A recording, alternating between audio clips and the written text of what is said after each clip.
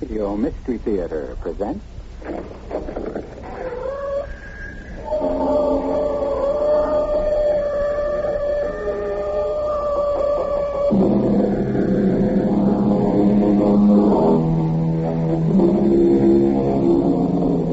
Come in. Welcome. I'm E.G. Marshall.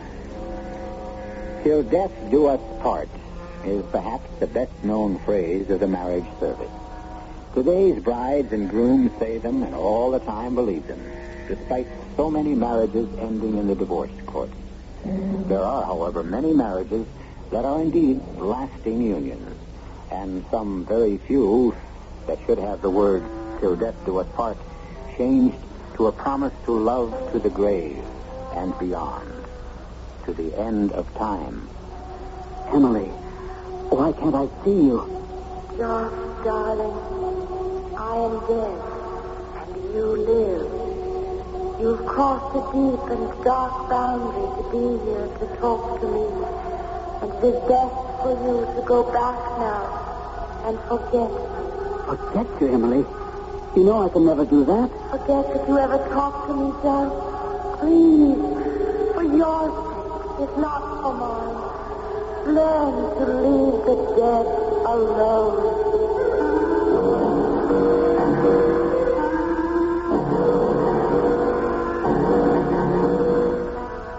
Our mystery drama, Home is Where the Ghost Is, was written especially for the Mystery Theater by Murray Burnett and stars Gordon Gould.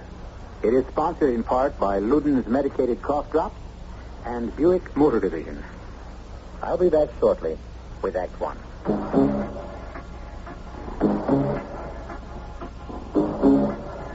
When you say that, you said a lot of things nobody else can say. A lot of things, like Beechwood aging for 100% natural carbonation.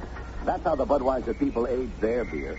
Nobody else does it that special way. But then, nobody else is brewing the king of beers. I could tell you a lot of other things about Budweiser and why it's the largest selling beer in the world. But it all comes back to the Budweiser taste, and that speaks for itself, loud and clear. Hear it talking?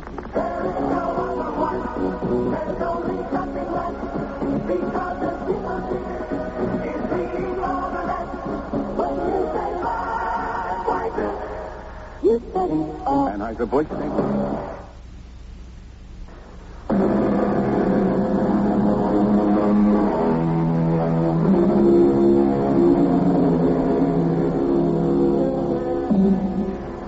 Each of us has a very special place, a favorite retreat. It may be a particular restaurant, or a very special vacation spot, or, in our younger days, perhaps a cave or a treehouse. Ghosts are no exceptions to this rule, and for centuries they have favored castles, old creaky houses, and desolate wind-swept moors. For the most part, the spirit world has avoided college towns, perhaps because they were wary of the boisterous spirits displayed by the student bodies. So it came as a shocking surprise when Neil Fox, the proctor of Calhoun University, was called upon to deal with a ghost. I don't believe in ghosts. What happened at Calhoun during the International Conference of Scientific Observers happened. I admit that, but I wasn't dealing with ghosts.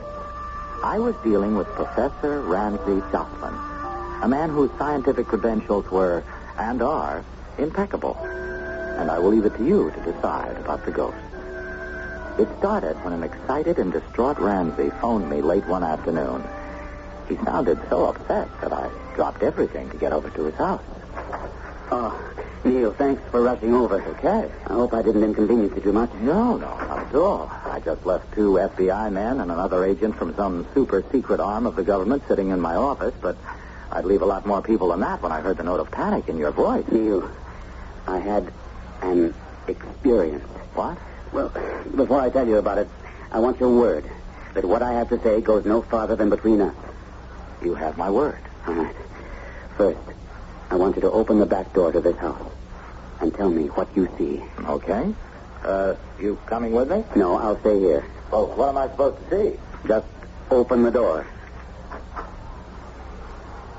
Well? Oh, just what I expected. Your backyard, your garden, and off in the distance, the Howroyd's house. That's it? Nothing else at all? Yeah, that's it. What did you expect? I don't know. I'm not sure. All I know is that when I opened that same door some time ago, I didn't see the backyard, or the garden, or the Holroyd's house. I saw Emily. Oh. Well, I suppose that's only natural. Only natural. Don't humor me, Neil. You know Emily's been dead 3 weeks, and I saw her. Wait a minute. You mean you think you saw her? And talked to her. Well, we better go into the den, have a drink, and just talk this thing out, okay? Okay, fair enough. Now, please listen to me, and don't interrupt. Try to put yourself in my place. I walked to the door and opened it, and I saw no backyard, but tree-shaded walks, and I heard music, strange, unearthly music. Go home, John. Go home. Emily? Emily? Is that you? You shouldn't be here, my love. You mustn't be here in this place. Where am I, Em? What is this place? No place for the living. Return to life. Why can't I see you? Josh, you must stop thinking about me. You must. Why don't you ask me to stop breathing? Oh, my love, I'm not asking you to forget me. I wouldn't ever want you to do that. But you must stop thinking of me as if I were alive. But you are alive to me, Em. You always will be. I can't be, Josh. Please, you must go. For your own sake. Goodbye, Josh. I love you, darling. Goodbye. And that was it, Neil. That was the end. You mean, you came back into the house? No. Before I came back, the place where I'd seen and talked to Emily vanished. And I was in my own backyard, so to speak. Then I came in and phoned you. And now I'm not at all sure I did the right thing. Oh? Why the second thoughts about calling me? Because you're a realist. A hard-headed ex-police officer who knows there are not such things as ghosts. And who's probably thinking right now, poor old Josh. He's on his way to the funny farm, beginning to see things. Even though you won't come right out and say it. Oh, Ramsey, you're so wrong. Would you be surprised if I told you that I've been expecting something like this? Expecting me to see and talk with Emily? No, I won't be that specific, but I know how close you and Emily were, and I know how badly her death hit you. But you haven't shown it. You've been holding your grief in too tightly, Josh. Hugging it to yourself, and it was inevitable that there'd be some reaction, and this... Well, I think this is all it was. You make everything sound plausible. So how would you describe my experience? A temporary hallucination caused by dwelling too long and too closely upon Emily's loss. I couldn't overcome a deep feeling of anxiety about my old friend and the role he was slated to play in the upcoming International Conference of Scientific Observers. I was also concerned about my own course. How was I going to reconcile telling the truth to my house guest, Nick James, and at the same time keep my vow of secrecy to Jocelyn? I still didn't have any answer by the time I reached home and found Nick waiting for me. As usual, he wasted no time. Okay, what's the scoop with Jocelyn? Well, look, now, it's not what you were worried about. He's upset about his wife. His wife's dead, Fox. What's bothering him? Just that. He wishes she were alive. Well, how badly does he wish it? It's hard to say. Well, we'd better be able to say. The whole Alexei Vergoda operation hangs on Jocelyn. If he's not stable, Vergoda isn't going to think of defecting. So far, your outfit is the only one who's even heard about Vergoda's desire to defect. Our information is correct. Look, Vergoda and Joss have been corresponding for years. Why wouldn't Vergoda have dropped him a hint? You're being naive. With a man as important as Alexei Vergoda, the slightest trace of anything that's whispered of disaffection, and he wouldn't have been allowed to come to this conference. Yeah, but he must have told someone he was set up because you people heard about it. Vergoda wants out, and we want to help him. We believe that Dragotta will use Ramsey Jocelyn as a contact when he gets here. And as of this minute, I'm worried about Ramsey Jocelyn flipping his lid. Oh, come on, Nick. I think you're overreacting. Oh, you'll see some real overreaction if this operation gets fouled up. With all the men you've got out here, I don't understand why you say the whole operation hangs on Jocelyn. Oh, our information says Dragotta is going to contact Jocelyn because he trusts him. Now, will you guarantee me that he's going to stay normal until this conference is over? Guarantee? No one can guarantee that anyone will even be alive tomorrow. But what I will do is go back and check this whole thing out with Josh. On the way to see Ramsey Jocelyn for the second time that day, I felt vastly better, because now I could level with Josh. Shake him out of this preoccupation with the loss of Emily by presenting him with his important role in the proposed defection of Alexei Dragotta.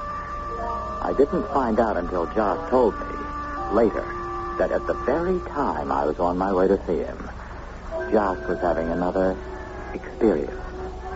Emily? Emily? I came back. You shouldn't have, Josh. You shouldn't have. Why not? What's the harm in my talking with you? I miss you so. I know how difficult it is for you, Josh, and it saddens me. But, Josh, as long as you're here... Yes? Do you remember Alexei? Of course. He's coming here to Calhoun, along with a number of other scientific types. And we're going to have a big powwow. I know. You know? Em, tell me, what's it like where you are? I'd like to answer all of your questions, but there are rules, and it's not allowed. Why are we talking about Alexei? Because he will be important to you. Alexei? Yes. You never really knew Alexei, you know. I met Alexei when you did. We both saw him frequently. We've been friends for years. We still correspond. I know, Josh. Then what are you trying to tell me? Dear Josh, do you remember after our second date? Do you remember what I told you? Of course. You told me that it was part of my charm that I always believed everything anyone told me. And you also said it wasn't very bright of me. That's right, Josh. And you haven't changed. Think about it. This has something to do with Alexei, right? I'd rather say it has something to do with you. Am I really talking to you, Em? Or is this just a trick of my imagination? Is it my longing for you that makes me believe we're having a conversation? Or am I really, honestly talking to you? Oh, you're worrying about the wrong thing, Josh. I told you to worry about Alexei. But you haven't told me why. You must stop asking questions, because answers are forbidden. By whom? Go back to your house, to your world, and take care when you meet Alexei. I think I've made a discovery. If it only depends on my will to have these talks with you, then I intend to have them. No, you mustn't. I told you, you mustn't. Trust me, Josh, and forget me. Then you must give me a reason. Very few mortals can come as far as you have.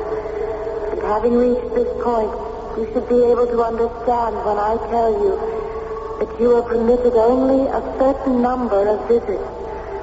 Once you pass that number, you can never return to your world. How many visits am I permitted? Emily?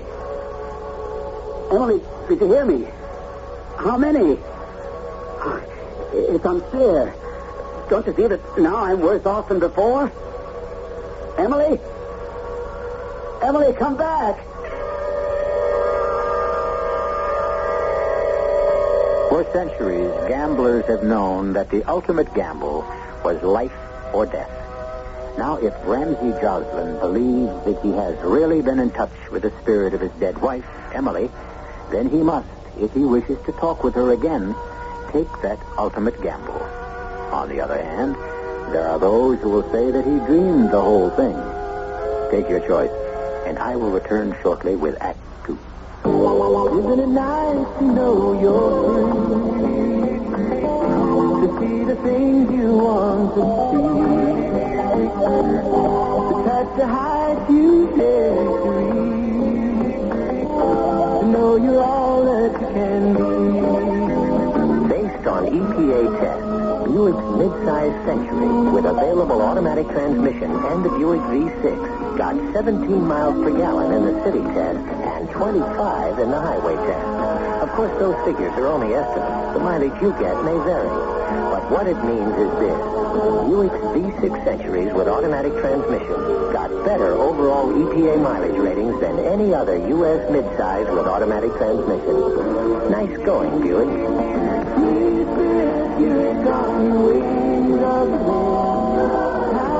In California, see your Buick dealer for EPA figures.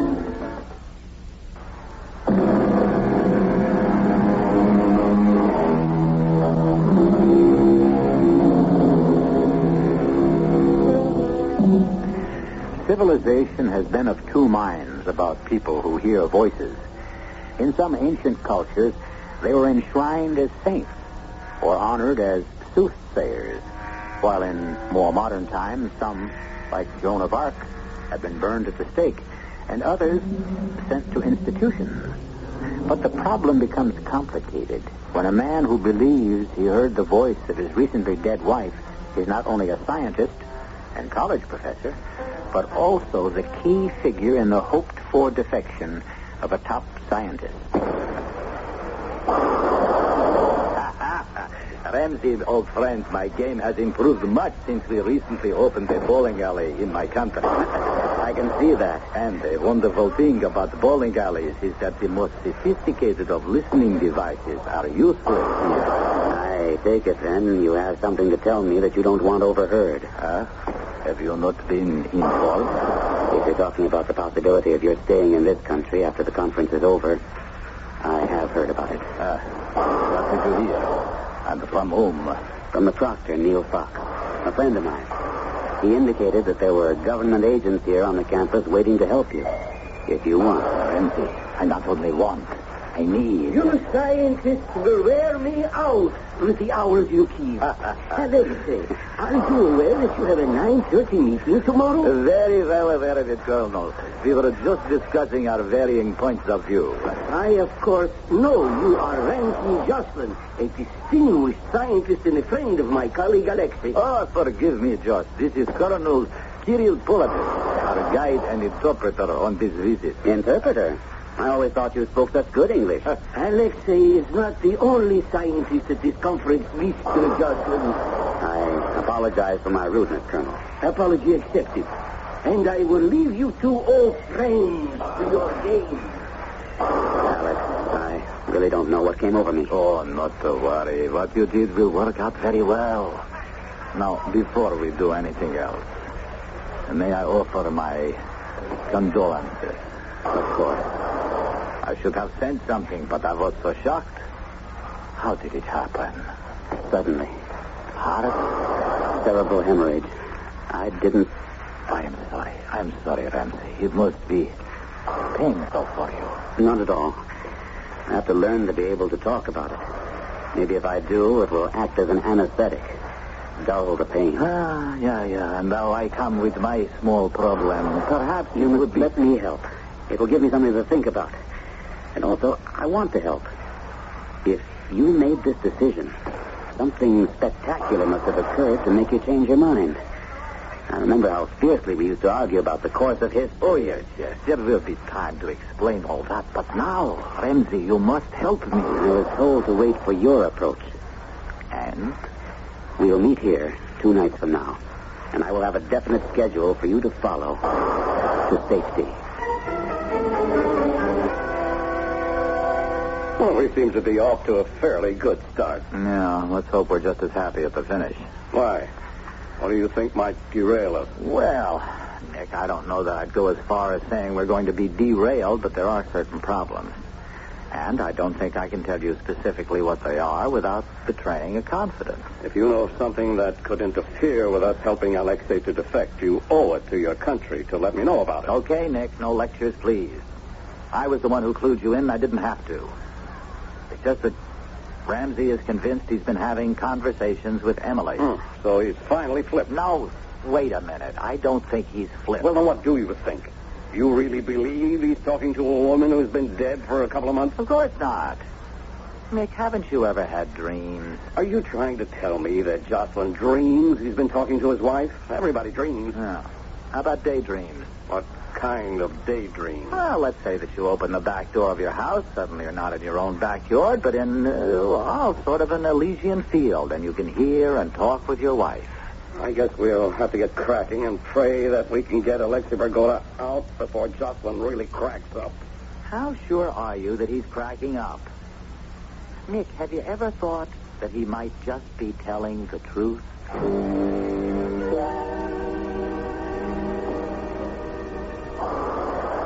have good news for you. I've spoken to my people, and everything's been arranged. You will never know how grateful I am to you. I promise you that someday I will repay. Oh, forget it, Alexei. You know I'm happy to do it. When, where, and how? It will be at the Roundabout Inn luncheon when we make our visit to Eden Farm. Aha. That is the day after tomorrow, is it not? It is. And how? I hope one thing, that it is not complicated. No, it's the soul of simplicity. No one knows the exact minute that we'll be sitting down to lunch, because the tour at the farm will take some time. What is this farm? Oh, Eden Farms produces only natural products grown organically. It's really a fascinating and instructive project. I see, but you will forgive me if I am more interested in the arrangement. Of course. As I said, it doesn't matter what time we sit down to lunch. You will excuse yourself after the first course has been served and ask for the men's room. You are allowed to go there, unaccompanied, I hope. Well, usually, but there should be a contingency plan, you know. There is. I'll explain in a minute. Because I've been to the farm so many times, I shan't be along on the trip. But I will go to the inn early. The inn's facilities are somewhat rustic. I shall be in the men's room, waiting for you. You will enter and escape through the window. It is large enough for a man to go through easily. And once I am out, the gravel driveway runs right under the window. There'll be a car, and you'll be safe. And free, provided that you have a contingency in case I am accompanied when I leave the table. If that happens, whoever it is will be stopped momentarily by the maitre d', who will have some inconsequential question to ask. Well, it would seem that everything has been well planned.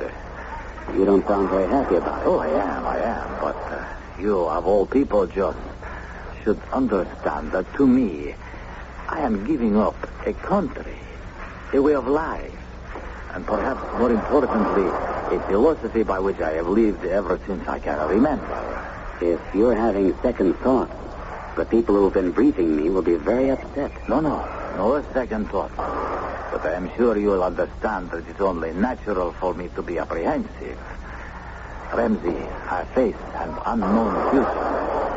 And at this time of my life, that is something to think about.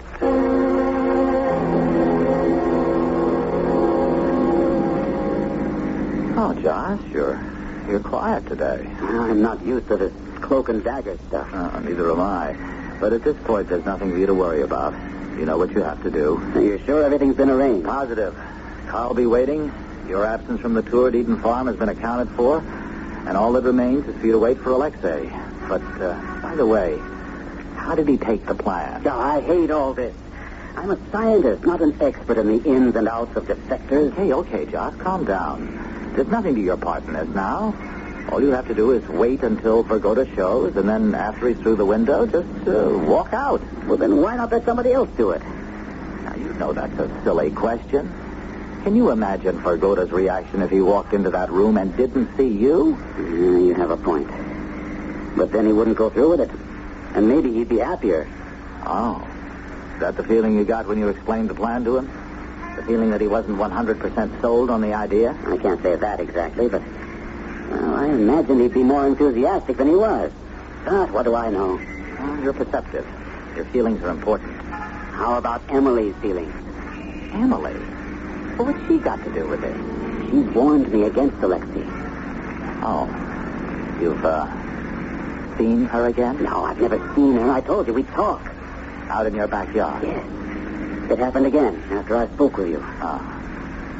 Jock, when she warned you, was she specific? Did she know that Alexei was thinking of defecting? From the questions you're asking, it appears that you're beginning to believe in Emily yourself. No, not a bit. But I believe in you. What does that mean? Joss, I know you. And I believe that your subconscious has picked up some signals from Alexei. You're not sure about them or yourself, so you've transferred those doubts to have them voiced by Emily or your idea of Emily. In other words, you think I'm talking to myself. Don't you think your foot's a little heavy on the gas? Talking to ourselves is one thing, and what I'm experiencing with Emily, quite another. And you damn well know it. Now, Josh, you're under a strain, and you're definitely driving too fast. I just wish I could take you with me when I open that back door into the garden. Then maybe you'd believe me. Okay, we'll try it sometime. Now, Josh, slow down. I'll drive as fast as I want. Come on, now, you're being childish. Because you're treating me like a child, humoring me, and really not believing for a moment, or even opening your mind to what... Josh, watch it. The truck at the crossroads. Hang on. I'm going to try to beat him to the curb. No, Josh!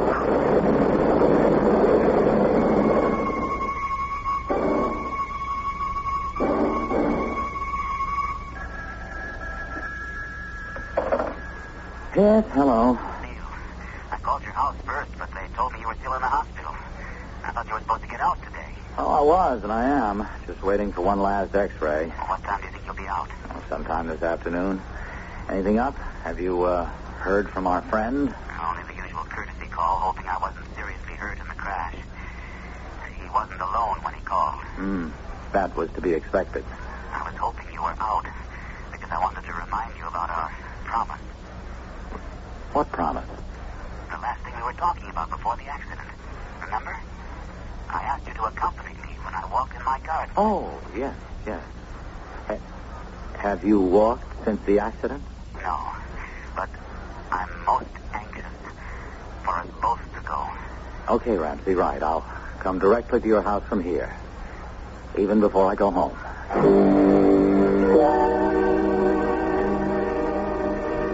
You're not scared, are you? No, of course not, but maybe there has to be some kind of preparation. Like what? Well, like me thinking about Emily, concentrating on her, and you doing the same. I don't see why. I never thought about her before. I mean, made an effort. I just opened the door, and there she was. All right. Go ahead. Open it. I just thought of something. What? Suppose that when I open this door, you see the backyard as it was, always, and I see what I've seen before. Then we at least will have some kind of an answer, won't we? I suppose so. Well, here goes. Well? Nothing. It's just my backyard. That's right, John. That's all it is. Why don't we take a walk? Okay. I've got time for just about a 5-minute stroll, Joss, and then I think it'll be back to the drawing board because we still have a commitment to Vergoda. We walked for the full 5 minutes through the entire garden, but nothing changed, and Jocelyn never claimed that he had heard Emily's voice. Joss and I went back into the house, and I returned home after telling Joss that Mick James was going to come up with another plan for Vergoda's defection. I didn't know till Joss told me the next day that he'd gone back to the garden alone.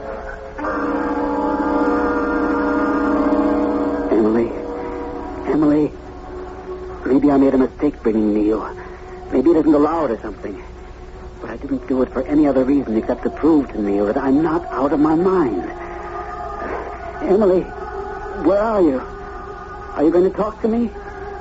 I'm not going back until I've spoken with you. My dear love, I don't believe you. Someone I've met here on this side said you were an impossible man. Oh, you didn't let them get away with that, did you, Em? No, of course not. I said you weren't impossible, merely improbable. But that isn't what you wanted to hear, is it? You know it isn't. I knew about the accident. And you tried to warn me when you told me to look out for Alexei. Not exactly. But you did warn me about Alexei, didn't you? Yes. And you must have known what was going to happen. Oh, you must stop this, Joss. You must. It's terribly dangerous for you. More dangerous than Alexei? Oh, yes. Much more. I must go. I swear by your love for me and mine for you, if you visit me once more, you can never go back. The question remaining to be answered is, will a man as strong-minded as Ramsey Joslin heed the warning? I'll be back with that answer in Act 3 in just a few moments. You can have great taste, lots of great taste and taste with Blue. They're medicated cough drops with great taste in every box. Wild cherry, sweet and savory, menthol, cool and flavory. Honey, the way you went with lemon, salt, licorice. Oh, you can have great taste, lots of great taste and taste with Blue. Gluten, the medicated cough drops that don't taste medicated. They taste great. Use only as directed.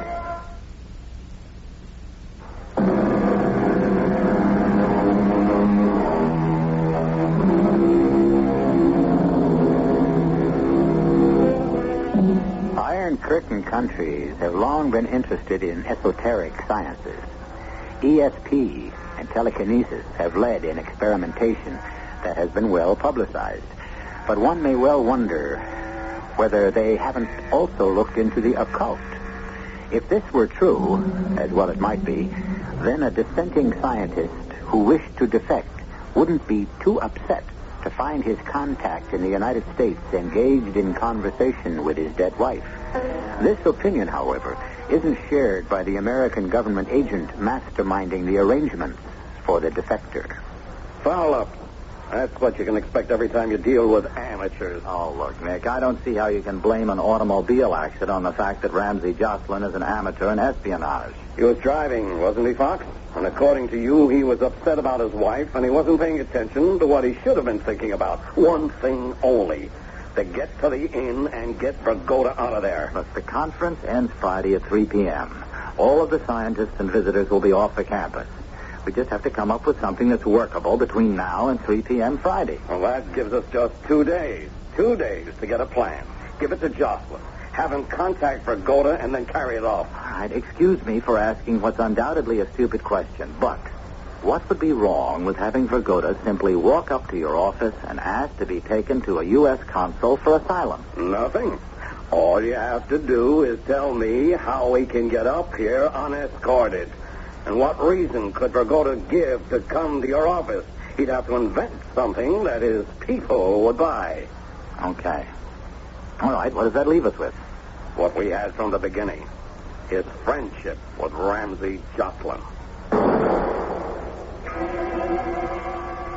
At the same time that Nick James was outlining the new plan to me, a meeting was taking place at the dormitory that had been assigned to the visitors. I didn't know it at the time, but it was all too clear before the end of this affair. As you well know, Comrade Vergoda, our superiors don't believe in acts of God. Nor automobile accidents either, eh, Colonel? By whatever names we call it, it is failure, and we both know how they regard failure. There need be no failure here with Jocelyn. We are desperately short of time. Who says that Jocelyn is so important that we must have him? What? Didn't the original suggestion for the kidnapping of Jocelyn come from you? Whether or not Jocelyn is important to us has no bearing on their attitude about me. You agree that I am still a number one priority on their books? Yes, I agree so. They must renew their efforts to set up another rendezvous, and time also pressures them.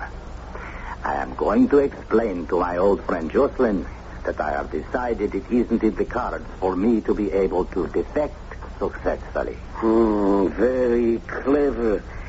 Then you expect him to argue with you and try to change your mind, huh? Most certainly. And during that urgent arguing, we will again become very close. And we will talk much more openly about everything, including his experiments. I cannot see any major objections to this proposal. What is our agenda for today? Well, let me see. 2 meetings. The afternoon conference on weather control data is at Goodwin Hall. As I remember, there is a cafeteria at Goodwin. Why don't we lunch there and allow ourselves to be, shall we say, discovered? I think you should know, Alexei, that you never fooled me for a moment. What? Who is that? Emily, the girl you hoped to marry. You always had an underlying streak of treachery, Alexei, and it made you completely unattractive. Is this some trick? Something? No trick, Alexei. But please, remember, you may fool Josh, but you will never fool me. This is ridiculous.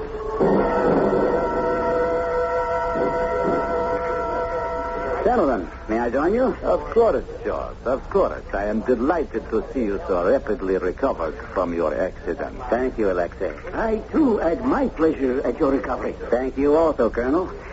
You're attending this afternoon's conference, then, Alexei? Oh, I wouldn't miss it. Well, there you are, Colonel Polovich. I'm very glad I found you. Yes, Mr. Fox? My office received a threat just about an hour ago. Ordinarily, I would have had the campus police handle it, but this one was partially written in Russian, and so Of course. You were right. I would like to see it. It will keep till after you finish your lunch, Colonel. No. I want to look at this immediately. Comrade Vergoda, we will meet later at the conference, in the usual seat. Of course. There aren't any words to apologize for what I did to you, Alexei. So I won't say any more. George, you mustn't feel that way. An accident. It was not your fault. It could have happened to anyone. But it didn't. Do you think I could live with the thought that except for me, you would have been free? Well, it may not have worked. A new plan has been formulated. Oh, that is very kind of you, but I do not think that there is enough time. There's plenty of time. This may be even a better plan than the first. I'm giving you a farewell dinner tomorrow night at my house. Of course, I know that I also have to invite Colonel Polovich. But that is all. Also present will be Neil Fox, the proctor, and a few others, all agents. After dinner is over, you will announce that you are staying. What can the colonel do?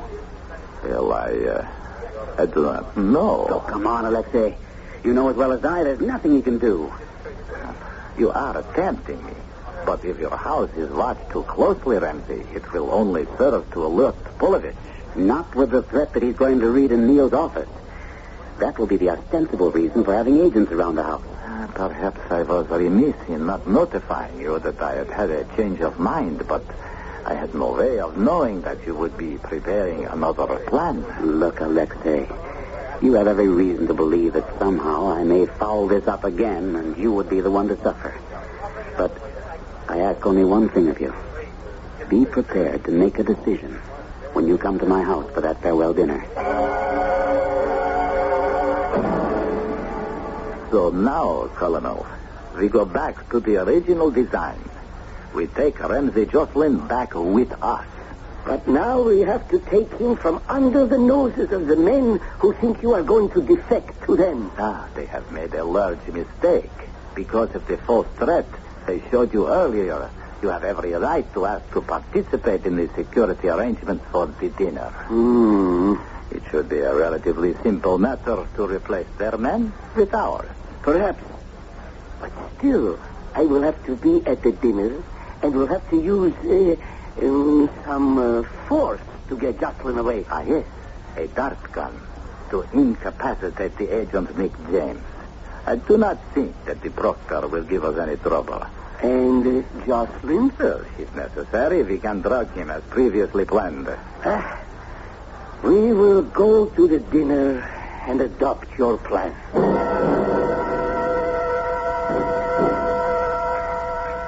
An excellent meal, Mr. Jocelyn. Excellent. I'm happy to hear you say that, Colonel. You see, Alexei, everything went off as planned at your farewell dinner. Not quite, old friend. Not quite. What? No one will move, please. Now, wait a minute, Colonel. Before you do anything foolish, you should know that this house is surrounded. And under surveillance by loyal members of my country, and that your friend there, Nick James, is a government agent whom I deal with. So, no need for alarm, please. Mr. James is not dead, merely tranquilized. The same will happen to anyone else who tries to interfere. I swear to you, Alexei, I don't know. Ramsey, it was all my doing. I don't understand. I never intended to defect. I've always been happy with my life. But, old friend, I do believe that you have stumbled across a discovery that we can put to good use in my country. If you're talking about the Les Nyan, you can forget it, Alexei. I wouldn't think of... Either you come with the Colonel and me willingly, or we will tranquilize you. Emily, she warned me against you. This is what she meant. Come, Alexei. We waste time, and we do not have enough to waste. Emily, she warned you against me? Impossible. You lie. She was not sure which of us to choose until the very last moment. Oh, I don't mean years ago. I mean now, just before your visit. But she couldn't have. She is dead.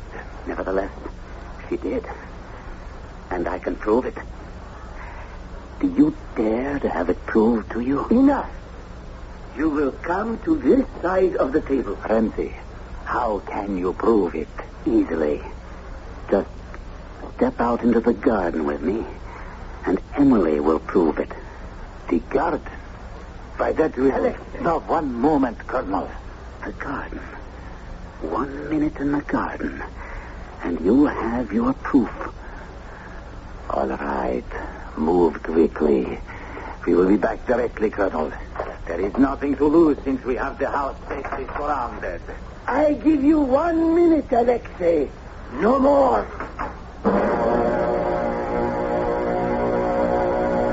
The door closed behind them. We waited. 1 minute passed, then 2. And then the Colonel ordered us all into the garden. But they had disappeared. Both Ramsey Jocelyn and Alexei Vagoda. Neither was ever seen again.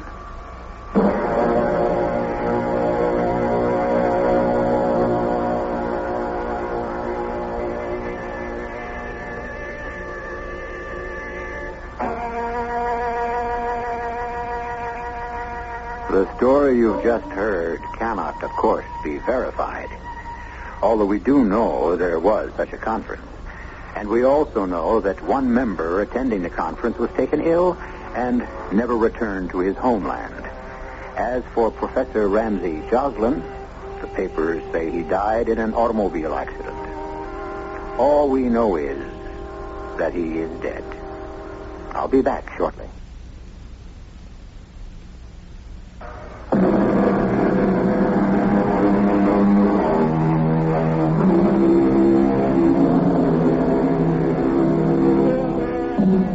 Much has been written about the last frontier, space. And now it seems that we have conquered that. Writers and social planners bemoan the fact that there are no more frontiers for man to cross. But is that really true? The final mystery, death and life after death, still remains as tantalizing, as frightening, and as full of hope as ever. I, for one, will be exploring it right here with you 7 times a week. Our cast included Gordon Gould, Patricia Elliott, William Redfield, and Gilbert Mack. The entire production was under the direction of Hyman Brown. Radio Mystery Theater was sponsored in part by Buick Motor Division. This is E.G. Marshall inviting you to return to our Mystery Theater for another adventure in the macabre. Until next time, pleasant dreams.